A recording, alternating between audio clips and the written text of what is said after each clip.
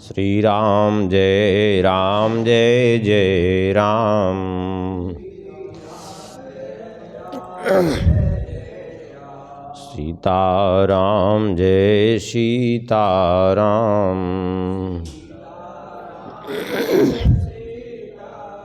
सीताराम जय सीताराम।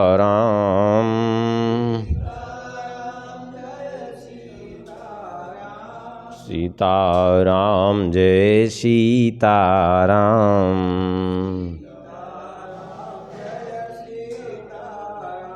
सीताराम जय सीताराम।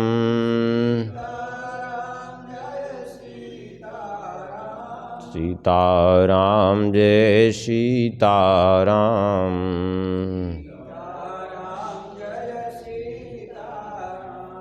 सीताराम जय सीताराम।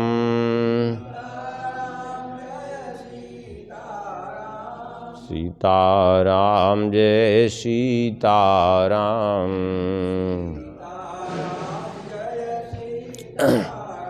श्री सीतारामचंद्र भगवान की, श्री सिद्धिसदन बिहारी बिहारी जी की, श्री हनुमान जी महाराज की, श्री कनक भुवन बिहारी बिहारी जी की, श्री हृदय बिहारी बिहारी जी की, श्री राधा श्याम सुंदर भगवान की, श्री सद्गुरुदेव भगवान की, परम पावन ग्रंथ श्री भक्तमाल की, श्री नाभा गोस्वामी जी महाराज की, श्री प्रियादास जी महाराज की, सब संतन की, सब भक्तन की, सब विप्रन की।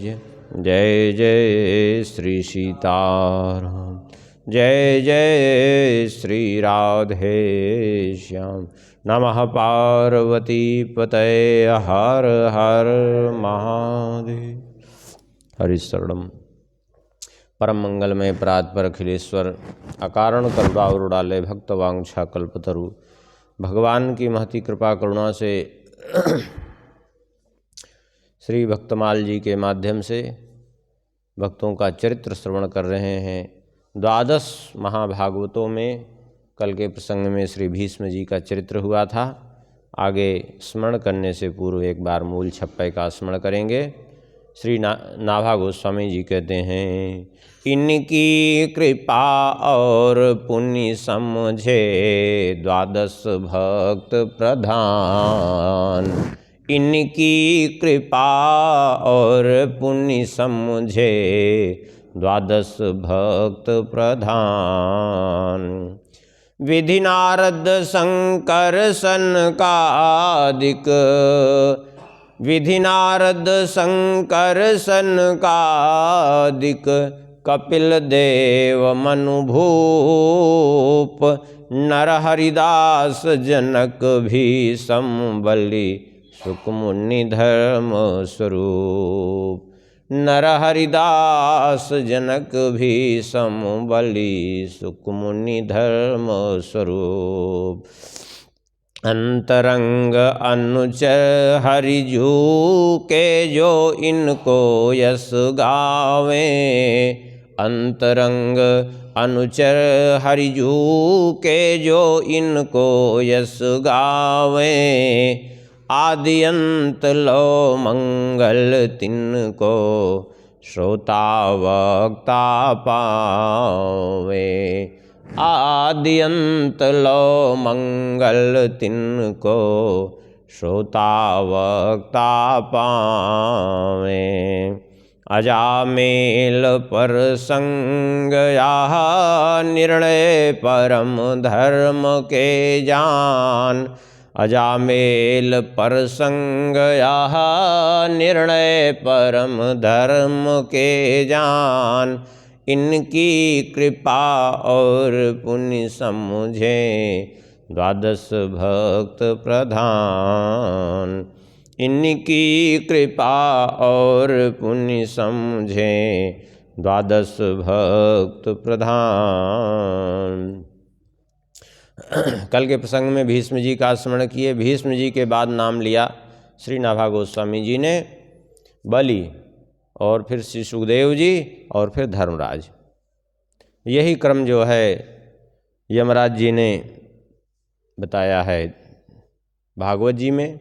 स्वयंभू नारदः शंभु कुमारः कपिलो मनुः प्रहलादो जनको भीष्म बलिर्वैयासकिर्वयम्। राजा बलि का चरित्र आगे वर्णन है फिर उनका एक छप्पे में, तो वहीं स्मरण करेंगे। और श्री सुखदेव जी का भी चरित्र आगे एक दूसरे छप्पे में भी स्मरण किया गया है, तो वहाँ स्मरण करेंगे। धर्मराज का चरित्र संक्षिप्त रूप से स्मरण कर लेते हैं। धर्मराज का ये भगवान सूर्यदेव के पुत्र हैं। धर्मराज की पत्नी हैं जो है सूर्यदेव की पत्नी, जो विश्वकर्मा जी की पुत्री हैं संज्ञा। संज्ञा के 3 संतानें हुई, वैवस्वत, मनु, यमराज और यमुना। संज्ञा इनका सूर्यदेव का ताप न सहन करने के कारण अपनी छाया छोड़ करके चली गई थी। सूर्यदेव को इस रहस्य का ज्ञान नहीं था। बाद में जो है एक दिन सूर्यदेव जब अपने भवन में आए तो संज्ञा से यमराज, वो जो इनकी पत्नी छाया थी, छाया से यमराज और यमुना दोनों वाद विवाद कर रहे थे। सूर्यदेव ने कहा तुम अपनी माता से इस प्रकार से वाद विवाद कर रहे हो, ये उचित नहीं है। तो इन्होंने कह दिया मेरी माता नहीं है।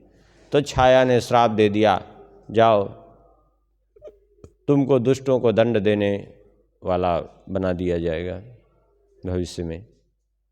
तो इनको जो है भगवान ने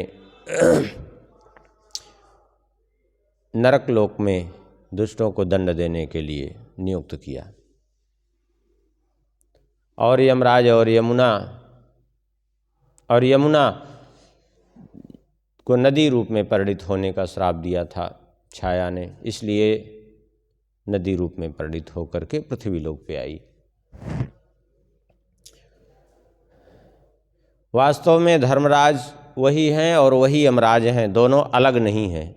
वही धर्मात्माओं को धर्मराज के रूप में सौम्य रूप में दिखते हैं, और वही दुष्टात्माओं को भयंकर यमराज के रूप में दिखते हैं। वास्तव में जीवों पर कृपा करके ये उनको शुद्ध करने के लिए दंड भी देते हैं। इनको इसीलिए वहाँ नियुक्त किया गया। सूर्यदेव के पुत्र हैं धर्मराज, और सूर्यदेव के पुत्र हैं शनिदेव भी। शनिदेव को न्यायाधीश बनाया गया है, कर्माधिकारी, और इनको वहाँ कर्म फल देने वाला दंडाधिकारी वहाँ बना दिया गया है। दोनों ही। अब कहेंगे इनको ही क्यों बनाया? देखिए, इसलिए इनको बनाया कि जितना बढ़िया ये न्याय कर सकते थे उतना बढ़िया दूसरा कोई नहीं कर सकता था। सूर्यदेव के पुत्र हैं। कहावत है बाप पे पूत पिता पे घोड़ा, अधिक नहीं तो थोड़ा थोड़ा। सूर्यदेव कभी किसी के प्रति भेदभाव नहीं कर सकते, सबको समान रूप से प्रकाश देते हैं, समान रूप से ऊर्जा देते हैं, सबके प्रति समता का बर्ताव। अद्भुत चरित्र है। और सूर्यदेव के ही ये पुत्र हैं। इनको इसीलिए वहाँ रखा गया क्योंकि सबके साथ समत्व का बर्ताव करते हुए, ऐसा न हो कि किसी को ज़्यादा दंड दे दें, किसी को कम दंड दें, ऐसा नहीं, सबके प्रति समत्व का बर्ताव करते हुए जीवों को शुद्ध करने का कार्य सौंपा गया इनको। देखिए, अपने से जीव पाप करते हैं और वासना के अधीन हो करके, यदि वो पापों का प्रक्षालन यहीं कर लें तो फिर यमलोक उनको नहीं जाना पड़ेगा। लेकिन जब यहाँ प्रक्षालन नहीं करते तो विवश होकर के उनको यमलोक जाना पड़ता है। जैसे कपड़ा रोज़ अपने से बढ़िया धुलते रहिए, कोई समस्या नहीं, लेकिन जब अपने से नहीं धुलेंगे, वो धीरे धीरे गंदा हो जाएगा, तो फिर क्या होगा? बोले धोबी घाट पे जाएगा वो, और धोबी घाट पे जाएगा तो धोबी क्या करेगा? धोबी अच्छे से पीट पीट करके उसको साफ करता है फिर। हाँ, धोबी पछाड़।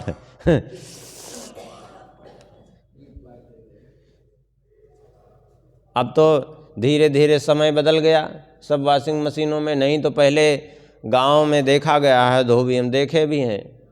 धोबी लोग क्या करते, वो जहाँ ऊसर भूमि रहती ना, वही ऊसर भूमि का ऊपर वाला ऊसर भाग, उसी को ले आते। वो मिट्टी जो है वो निरमा से ज़्यादा तेज काम करती है।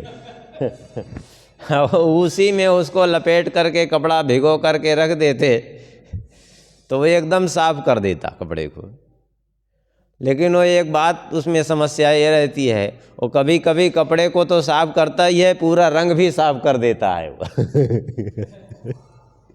पूरा कपड़े का कभी कभी तो ऐसा रंग भी साफ कर देता है कि वो क्या पूछना, इतना तेज कास्टिक होता है उसमें।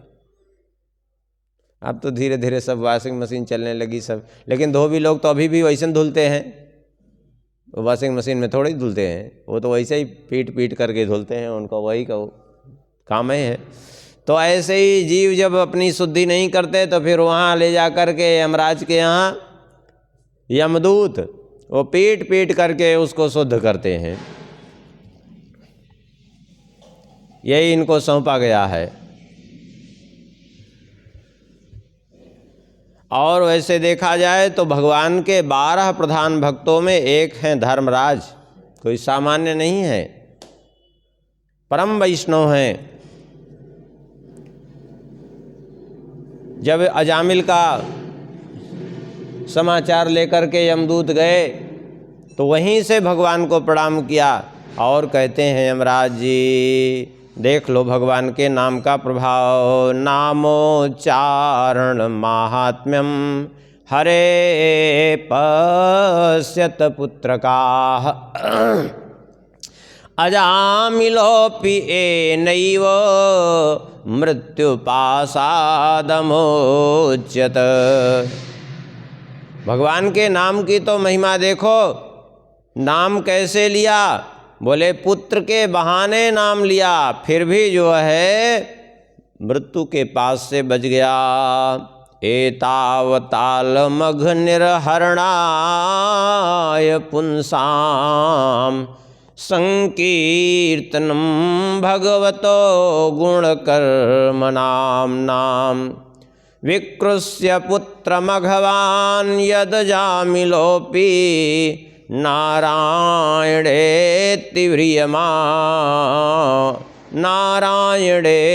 म्रियमाण इयाय मुक्तिम। नाम से बढ़कर के दूसरा कोई उपाय नहीं है चित्त की शुद्धि का, पाप के नाश का। इससे श्रेष्ठ दूसरा कोई उपाय नहीं है भगवान का नाम। कि इतना पापी अजामिल भी विकृष्य पुत्र मघवान यदजामिलोपि, पापग्रस्त अजामिल पुत्र के बहाने से नाम लिया तो भी, और क्या कहा पुत्र के बहाने से? पुत्र का नाम था नारायण, तो बस वही कहा नारायणेति म्रियमाण इयाय मुक्तिम। नारायण नाम का उच्चारण किया तो वह भी मुक्ति को प्राप्त हो गया। यह है भगवान के नाम की महिमा। और फिर वहाँ अपने दूतों को समझाते हैं कि अब एक बात ध्यान रखिएगा कि भक्तों के पास जाने की जरूरत नहीं है। ते देव सिद्ध परिगीत पवित्र गाथा साधवा समदृशो भगवत प्रपन्ना। तानोपसीदत हरेर्गदयाभिगुप्तान् नैषा वयं न च वयः प्रभवामदण्डे। यमराज जी कहते हैं धर्मराज जी की ते देव सिद्ध परिगीत पवित्र गाथा ए साधवा समदृशो भगवत प्रपन्ना। जो समदर्शी हैं, संतजन हैं, जो भगवान के भक्तजन हैं, जिन्होंने भगवान को ही अपना साधन साध्य सब कुछ भगवान को ही स्वीकार कर लिया है, उनकी सारी व्यवस्था भगवान के हाथ में है और उनके पास जाने की जरूरत नहीं है। तान नोपसीदत हरेर गदयाभिगुप्तान, उनको कोई कष्ट नहीं पहुंचा सकता। क्यों? क्योंकि भगवान श्री हरि की कौमोद की गदा सदा उनकी रक्षा करने के लिए उद्यत रहती है। इसलिए कहते हैं नैषां वयम् न च वयः प्रभवाम दंडे, हम उनको दंड देने में समर्थ नहीं है। कोई भी दूसरा उनको दंड नहीं दे सकता जो भगवान के हैं। किसी की भी सामर्थ्य नहीं है उनको दंड देने की। स्वयं भगवान के हाथ में ही उनकी सारी जिम्मेदारी है। और सही बात यही है। देखिए, ऐसे लोक में देखिए, अभी कोई सेना का जवान हो, सैनिक हो, या सेना का कोई कर्मचारी हो, अगर उससे कोई दोष बनता है तो इसको ये बाहर की जो है पुलिस उसको दंड नहीं दे सकती, वही दंड देगी, सेना ही उसको दंड देगी। बाहर की जो है वो उसको के ऊपर शासन नहीं कर सकते, वही दंड, जो कुछ दंड का विधान होगा सेना की ओर से ही होगा, बाहर के वो लोग इसको नहीं कुछ कर सकते। बाहर की न्यायपालिका भी तभी उसका फैसला कर सकती है जब वहाँ से उसको बाहर के उसमें भेज दिया जाएगा न्यायपालिका में, तभी बाहर की कोर्ट तभी उसका फैसला, नहीं तो वो सब वहीं से कुछ होगा उसका। ऐसे ही भगवान के जो अधीन हो गए हैं, भगवान ही उसकी सारी व्यवस्था करते हैं, वो यमराज के दंड से मुक्त है। अब वो बात अलग है कि भगवान का कहा करके जो है ऊट पटांग कार्य कर रहा है तो भगवान ही उसको सीधा कह दें कि जाओ तुम तो यमराज के यहाँ दंड भोगो, तब वो तो भोगेगा ही फिर तो।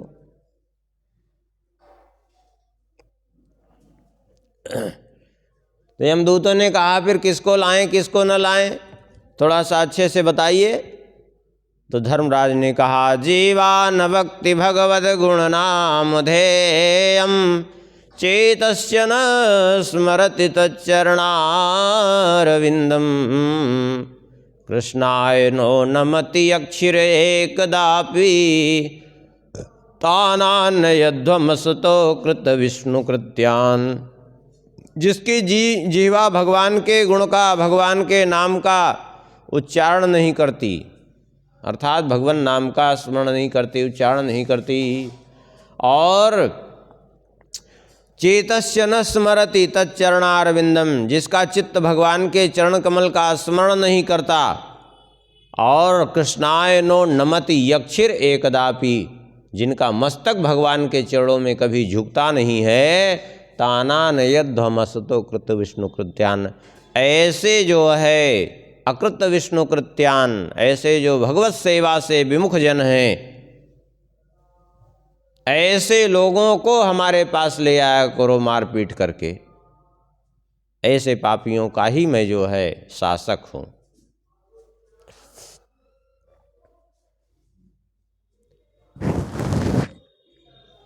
धर्मराज के द्वारा उपदेश भी प्राप्त हुआ है। उद्यालक मुनि के पुत्र नचिकेता को, उपनिषद की कथा है, एक बार महर्षि उद्यालक ने गोदान किया। वो बूढ़ी बूढ़ी गैया थी, उनको दान कर दिया। ये देख करके नचिकेता को अच्छा नहीं लगा। उन्होंने सोचा ऐसी गैया दान कर दी बूढ़ी बूढ़ी जो है कि किस काम के आएंगी, जो ब्राह्मण ले जा रहे हैं आखिर इनके किस काम के आएंगे बूढ़ी बूढ़ी ये गैया, न दूध दे सकती हैं न कुछ नहीं, तो क्या फ़ायदा मतलब इनको ले जाने का। अरे देना किसी को वो चाहिए जिससे फ़ायदा हो। आजकल देते वो चीज़ हैं जिससे कोई मतलब जिसका कोई अर्थ ही न हो। हाँ, आजकल पूजा वाला घी अलग चलता है, पूजा वाला कपड़ा अलग चलता है। पूजा वाला कपड़ा चलता है बाज़ार में 50 रुपया की 40 रुपया वाली धोती, वैसी धोती चलती है कि उसका न गमछा बना सकते हैं, न धोती पहन सकते हैं, न किसी काम की नहीं रहती वो। अब वो पूजा वाली के नाम से मिलती है सब। भगवान का कपड़ा भी पूजा वाला मिलता है, सब कुछ पूजा वाला सामान ही पूरा अलग रहता है। अभी जाइए दीपक जलाने के लिए तेल खरीदने, तिल का तेल। अब विचार करिए कि तिल का तेल जो है, वैसे आपको शुद्ध तिल का तेल मिलेगा क्या भाव? लगभग 350 रुपया लीटर से ऊपर है। और पूजा वाला मिल जाता है 100 रुपया लीटर, 110 रुपया, 120 रुपया लीटर। अब बताइए कितना अंतर है, बताइए क्या उसमें रहता है? अरे वो कुछ नहीं रहता, वो तिल का तेल ओल, वो तो खाली तिल की उसमें सुगंध डाल देते हैं, वो तेल ओल रहता ही नहीं। वो सत्य तो ये है कि वो आजकल जो है, जैसे कभी कभी धोखा हो जाता है पेट्रोल पंप पे, डीजल में पेट्रोल पड़ गया, पेट्रोल में डीजल पड़ गया, अथवा मिट्टी का तेल मिल गया धोखे से, तो क्या करते हैं, उसको भेज देते हैं रिफाइनरी में रिफाइंड करने के लिए। अब वहाँ रिफाइनरी में रिफाइंड क्या, उसको रिफाइंड क्या करते हैं, उसको रिफाइंड करके और फिर वो न डीजल का काम करता है, न पेट्रोल का काम करता है, न वो मिट्टी का तेल का काम करता है। फिर उसको भेज दिया जाता है, तो उसी में तिल का तेल डाल करके और दूसरे तेल डाल करके बना देते हैं सुगंधित तेल। ये है दशा। और उसको वो बिकता है बाज़ार में पूजा वाले तेल के नाम से। अब बताइए कहाँ से आप डीजल जला करके और मिट्टी का तेल जला करके दीपक का प्रयोग कर रहे हैं, किसके लिए? बोले देवताओं को प्रसन्न करने के लिए। अपने लिए तो लोग बढ़िया चीज़ इस्तेमाल करते हैं, और देवताओं के लिए ऐसी दशा है, बताओ कहाँ से कल्याण होए। तो भगवान भी देखते हैं कि चलो भाई, आप जाएंगे घुना हुआ बीज बोएंगे तो क्या निकलेगा खेत में? होगा कुछ? ऐसे ही जब ऊट पटांग चीज चढ़ाएंगे तो फिर ऊट पटांग फल भी मिलता है, फिर क्या करेंगे? अभी न विश्वास हो तो अभी जाके दुकान पे पूछिए, अभी पूजा वाला तिल का तेल आप मांगिए तो आपको 100 रुपया लीटर मिलेगा। और वैसे कह दीजिए शुद्ध तिल का तेल, अभी जाइए पतंजलि का शुद्ध तिल का तेल लीजिए तो कम से कम 450 रुपया लीटर मिलेगा। अब बताइए कितना अंतर है, 100 रुपया 450 रुपया में कुछ हाँ, तो 100 रुपया में क्या वही डीजल रहता है वो जो मिलता है, और कुछ नहीं रहता। वो खाली उसमें सुगंध डाली जाती है, बाकी कुछ रहता ही नहीं।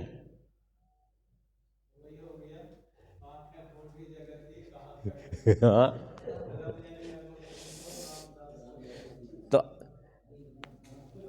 तो वही बात वहाँ नचिकेता को बुरी लगी, और नचिकेता ने कहा कि पिताजी ये बूढ़ी बूढ़ी गैयों को तो आपने दान कर दिया।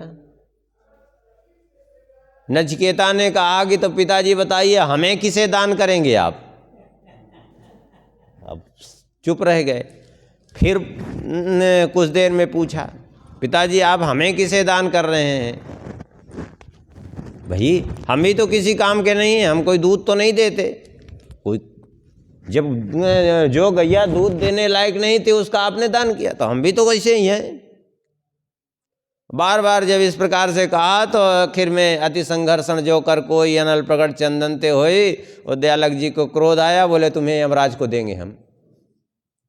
बोले जो आज्ञा, कह करके अब चल पड़े वो यमराज को ढूंढने के लिए। तो बालक थे छोटे से नचिकेता, और यमराज को ढूंढने के लिए चल पड़े। आखिर में भूखे प्यासे भटकते रहे जंगल में। एक जगह 3 दिन ऐसे भूखे प्यासे भटकने के बाद वो मूर्छित होकर के गिर पड़े।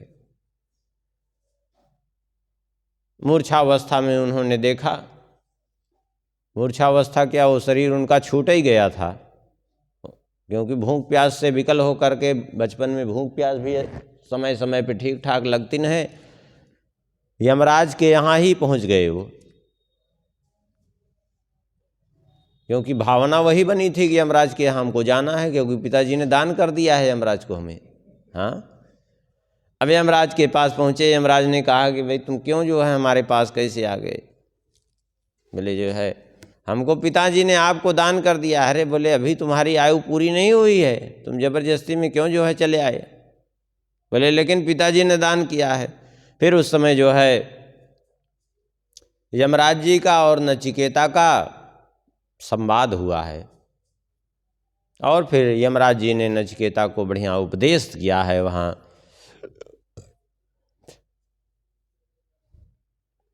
और नचिकेता को उपदेश करते हुए बहुत बढ़िया बात कहते हैं यमराज जी, नित्यो नित्यानां चेतनश्चेतनानां एको बहूनां विदधाति कामान् तमात्मस्थं येनुपश्यन्ति धीरास् तेषां शान्ति शाश्वती नैतरेषां। जो नित्य का भी नित्य है, चेतनों का भी चेतन है, अर्थात समस्त जीवों को जो चैतन्यता प्रदान करने वाला है, जिसके कारण नित्यत्व है, वो कौन है? बोले वह एकमात्र पुरुषोत्तम है, वही परमात्मा है। और वह परमात्मा कहाँ है? बोले सब जगह वो विद्यमान है, अंतर में भी विद्यमान है। जो ज्ञानी जन हैं उसको अपने ही हृदय में ढूंढ लेते हैं, और उसको ढूंढने के बाद ही, उसको पाने के बाद ही जीव शाश्वत शांति को प्राप्त करता है। इस प्रकार से जो है उपदेश भी किया है। पूछा कैसे प्राप्त कर सकते हैं उनको? बहुत बढ़िया बात कहते हैं, नायमात्मा प्रवचनेन लभ्यो न मेधया न बहुना श्रुतेन यमेवैष वृणते तेन लभ्यस्तस्यैष आत्मा विवृणे तनुं स्वाम। वह परब्रह्म परमात्मा ना तो नायमात्मा प्रवचनेन लभ्य, ना तो वो प्रवचन के द्वारा, न बुद्धि के द्वारा, न बहुत ज़्यादा श्रवण के द्वारा प्राप्त होने वाला है। अर्थात बुद्धि से या बहुत बोलने से, बहुत सुनने से प्राप्त होता नहीं है। फिर बोले वो तो यमे वैष वृणते तेन लभ्य, जिसको वो स्वयं वर्ण कर ले वो उसी को प्राप्त होता है परमात्मा। जिसको स्वयं वर्ण करता है उसी के सामने तस्यैष आत्मा विवृणते, तस्यैष आत्मा विवृणते तनुं स्वाम, उसी के सामने वो अपने स्वरूप को प्रकट कर देता है।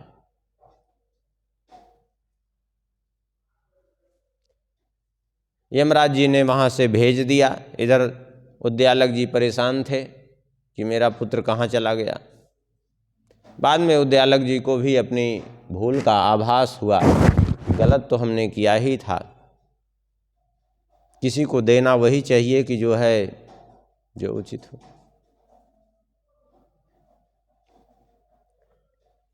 ऐसी चीज़ ने दे कि जो है उसे उसके लिए समस्या।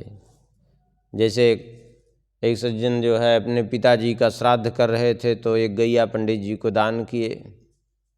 पंडित जी बेचारे बड़े सीधे साधे धर्मात्मा थे, लेके गैया चले, रास्ते में यूँ गुजर गई, इतनी वृद्ध थी। हाँ, अब पंडित जी ने सोचा कि अब कुछ भी हो हमें मिल तो गई थी, तो जो दान में मिला था वो सारा पैसा लगा करके उसका गैया का संस्कार कराया, और अपने से भी अलग से लगाना पड़ा उनको, और उसके निमित्त कुछ ब्राह्मणों को भोजन भी करा दिया। माने भाई ऐसे किसी को देने से फायदा क्या कि उनके जेब का भी और चला गया, घर भी नहीं पहुंच पाए लेके। तो इसलिए जो है देना वो चाहिए जो किसी के उपयोग में आवे, और नहीं तो फिर उसका देने का लाभ कुछ नहीं होता। अब थोड़ा भगवान नाम स्मरण कर लेते हैं। द्वादश भागवतों में यहाँ अंतिम धर्मराज का चरित्र था, ये हो गया है। इसके बाद अजामिल का चरित्र स्मरण करके तब फिर जो है अजामिल का चरित्र आगे कल के प्रसंग में स्मरण कर लेंगे। सीताराम नाम महिमा का स्मरण कर लेते हैं।